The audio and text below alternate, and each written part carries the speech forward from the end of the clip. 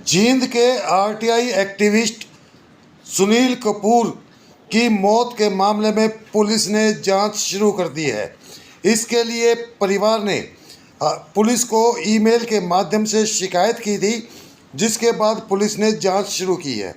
आज यहां पुलिस कप्तान ने पत्रकारों के प्रश्नों के सीधे सीधे बेबाकी से जवाब दिए। इससे पहले यहां बता दें कि सुनील कपूर के शव को देहरादून से जींद लाया गया और आज सुबह उसका यहां जींद के नहर के पास स्थित स्वर्ग आश्रम में अंतिम संस्कार कर दिया गया। इस अवसर पर शहर के बड़ी संख्या में लोग मौजूद थे। यहां बता दें कि सुनील कपूर ने देहरादून में खुद को गोली मारकर आत्महत्या कर ली थी और इस मामले में पुलिस उसकी तलाश कर रही थी। पुलिस पर भी उसने एक दिन पहले गोली चलाई थी, जिसमें सुरेंद्र एसआई घायल हुआ था। सुरेंद्र एसआई का ऋषिकेश में इलाज चल रहा है। हरिद्वार में गोली चलाने के बाद सुनील कपूर देहरादून चला गया था, जहां पुलिस के पहुंचने के बाद सुनील कपूर ने खुद को गोली मारकर आत्महत्या की। इस मामले में आज शाम को पुलिस अधीक्षक कुलदीप सिंह ने पत्रकार वार्ता की। सुनिए क्या कहा कुलदीप सिंह ने। सुनील कपूर वाला एक प्रकरण हुआ है, तो इसमें तरह तरह की मीडिया में कुछ बातें चल रही हैं अलग अलग तरह की। तो जींद पुलिस की तरफ से मैं उसमें स्पष्ट ये करना चाहता हूँ कि ये सुनील कपूर, ये यहाँ पे इनके अगेंस्ट में 2 एफआईआर रजिस्टर्ड थी 2024 में। एफआईआर नंबर 370 और 487, जो कि फोर्जरी के सेक्शंस उनमें थे, आईटी एक्ट के सेक्शंस उनमें थे। और काफ़ी समय से इनकी तलाश की जा रही थी, लेकिन इनके रिलेटिव्स, परिवार, इनकी तरफ से कोई इस तरह की कोई कोऑपरेशन या वो वाली बात नहीं हो रही थी कि हम इनको आसानी से पकड़ पाएँ। तो ये एब्सकॉन्डिंग थे। अब रिसेंटली हमें जो है कुछ इनपुट्स मिले, टेक्निकल इनपुट्स मिले, और जो है इनकी हरिद्वार में लोकेशन की संभावना जो है लगी, और वहाँ हमारी टीम, क्राइम ब्रांच की टीम जो है वहाँ पहुँची है। और कुछ स्पेसिफिक इसकी लोकेशन नहीं आ पा रही थी, लेकिन हमारे पास एक एरिया था कि इतनी पेरीमीटर में लोकेशन के हिसाब से कि ये हो सकते हैं। तो जो अंदेशा था कि रेलवे स्टेशन या फिर जो बस स्टॉप है वहाँ पे, वहाँ चांसेस थे इनके होने के। हालांकि हमें पूरी ये मालूम था कि इन्होंने अपना चेहरा कहीं ना कहीं दाढ़ी उगा के या उस तरह से थोड़ा चेंज कर रखा होगा, क्योंकि ये पहले भी आप लोगों की जानकारी में है, कुछ ऐसे मामलों में संलिप्त रहे हैं कि कोई करप्ट प्रैक्टिसेस में किसी का नाम निकलवाना, विशल ब्लोअर की तरह, चाहे वो पुलिस कर्मचारी हो या फिर कोई दूसरी अथॉरिटी वाला हो। तो एक उस फॉर्म में भी इन्होंने काम किया। तो हमारी जो पुलिस की टीम थी, उनमें से कुछ लोग इनको पर्सनली भी जानते थे, बाई फेस पहचानते थे, और ये भी उनको पहचानते थे।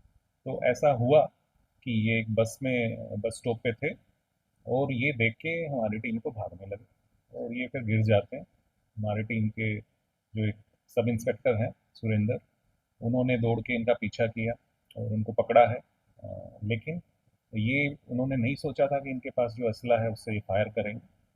उन्होंने तुरंत जो है अपने असले से हमारे टीम मेंबर पे फायर किया, जिससे वो गंभीर रूप से घायल हो गए। उनको लोकल पुलिस ने मदद की और एम्स में उनको रेफ़र किया गया ऋषिकेश में, वहाँ उनका इलाज चला और सर्जरी उनकी हुई। थैंक गॉड वो कुशल हैं इस टाइम। इसके बाद इसमें वहाँ की हरिद्वार की पुलिस ने हमारी हेल्प करते हुए वहाँ जो है एक जो लोकेशन में जहाँ इनकी होने की अंदेशा था, वहाँ पूरा सर्च अभियान चलाया गया। काफ़ी देर तक चला, वहाँ ये नहीं मिले। फिर अगेन हम जो टेक्निकल इनपुट्स थी उसके बेस पे काम करते हुए पता लगा कि ये देहरादून में इनके लिंक्स हैं, डिस्टेंट रिलेटिव हैं, वहाँ होने के इनके चांसेस हुए। वहाँ हमारी टीम ने देहरादून पुलिस, हरिद्वार पुलिस को साथ लेके रेकी की है, और जो इनके रिलेटिव थे उनके वहाँ आसपास में ही 2 घर हैं। तो एक घर में एक पोर्शन में ताला लगा हुआ था, तो उनको मजबूर किया गया एक तरह से, मैं कहूँगा, खोलने के लिए, क्योंकि वो कोऑपरेट नहीं कर रहे थे। उनको साथ लिया, जितेंद्र नाम उनका है, जो इनके भाई ही लगते हैं। तो उनको आगे लेके दरवाज़ा खुलवाया गया, तोड़ा गया और जो है सामने उनको बोला, वार्निंग भी दी गई टीम मेंबर्स के द्वारा, जिसमें कि अगेन जॉइंट टीम थी हरिद्वार और देहरादून, जो पुलिस यूनिट्स हैं उनकी, हमारी पुलिस के अलावा। और जो लेकिन किसी कारणवश जो है उन्होंने जो वार्निंग है उसको नज़रअंदाज किया और जो है खुद को शूट कर लिया, जो असला उनके पास था उससे। जी। हाँ। नहीं, देखिए इसमें मेरा ये कहना है कि वहाँ मौके पे कुछ सीसीटीवी फुटेजेस अवेलेबल हैं, जिसमें साफ दिखता है कि हमारा मुलाजिम उसको पकड़ने की कोशिश कर रहा है और ये भाग रहे हैं। ऐसा नहीं है कि वो तुरंत विद इन सेकेंड हुआ हो, ये भाग रहे हैं, गिर जाते हैं दोबारा से। तो अगर कोई ऐसी मंशा इसकी ना होती तो ये रुक के अपना पूछ सकते थे, कुछ कोई बात डायलॉग हो सकता था, बता सकते थे अपना कोई बात थी तो। लेकिन इन्होंने जब हमारी पुलिस, और उन्होंने बता दिया जो मैं कहना चाह रहा था पहले, कि वो पहचानते थे इनको, तब भी इन्होंने छुड़वा के उनसे और तुरंत उनके ऊपर फायर किया है, जो कि एक वीडियो में कैप्चर्ड है। तो इसमें तो कोई शक ही नहीं है, इन्होंने जानबूझ के फायर किया है, उस पर 2 जगह इंजरी हुई है हमारे मुलाजिम को। सर, इस मामले में अभी तक जो परिजन है वो आपसे मिले या लोगों की किसी तरह के डाउट हैं?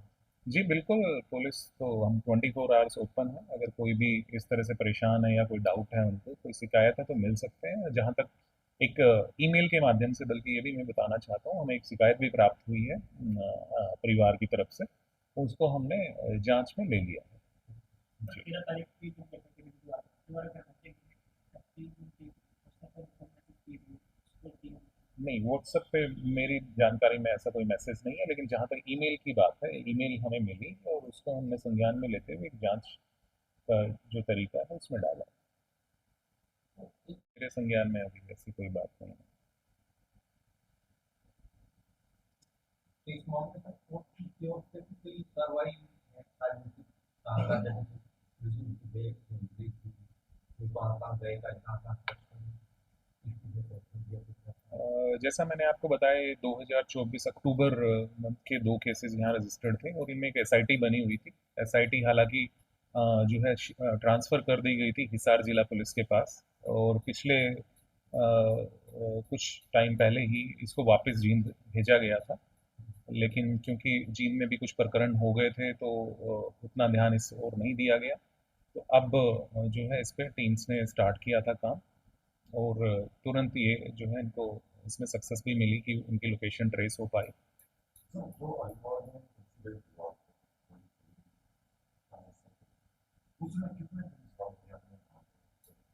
यहाँ से जो हमने टीम भेजी थी उसमें 5 लोग थे, वो सारे ही क्राइम ब्रांच के थे, और जो है उनमें से मेंबर जो उस एसआईटी के थे वो भी थे, लेकिन वो उन 5 में ही थे। जी। हाँ, उस बिल्कुल, बिल्कुल। ये इसमें क्या हुआ, जैसे मैंने आपको बताया, अगर हम टेक्निकल इंटेलिजेंस इनपुट की बात करें, तो जो हमारे पास लोकेशन आई थी, मेनली वो, अगर टावर लोकेशन की बात करें तो वो एक 360 डिग्री की फॉर्म में होती है, तो हमने उसको फिर एक सेक्टर की फॉर्म में निकाला।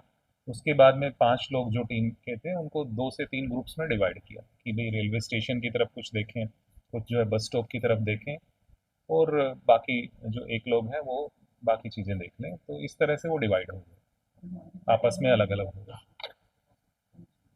क्या कह रहे हैं? क्या क्या बरामद वो डिटेल्स मेरे पास अभी नहीं है, लेकिन एक बैग की बात आती है, वो बाकी तो कोई स्कूटी एक थी, लेकिन वो इस टाइम पे नहीं थी, वो पहले देखी गई थी।